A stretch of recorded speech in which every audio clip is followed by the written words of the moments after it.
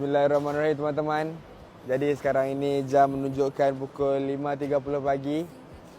Dan ini adalah kali pertama aku menuju ke Provinsi Aceh. Okey, bismillahirrahmanirrahim. Jadi apa yang aku akan buat di sana, aku akan buat satu acara untuk sempena tahun yang baru untuk 2025 dan juga untuk memperingati apa Mar? Tsunami 20 tahun ya di Aceh. Jadi aku mau buat satu makanan besar-besaran. Kau akan habisin dalam 150 juta. Jadi doain untuk teman-teman. Jadi untuk orang-orang Aceh, aku akan sampai ke sana pada hari ini dan sampai tanggal 30. Okey, tanggal 30 aku akan buat satu acara yang besar-besaran. Allah.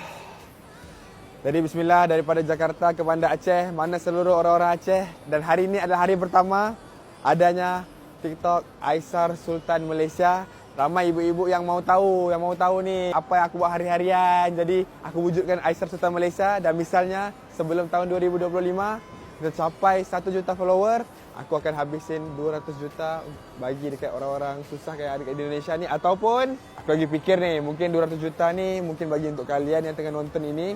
Komen aja kalian dari provinsi mana.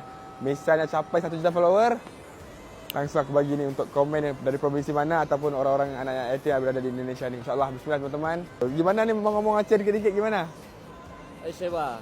Aceh bah? Bukan. Bereba Aceh bah Aceh. Kalau kata John tok.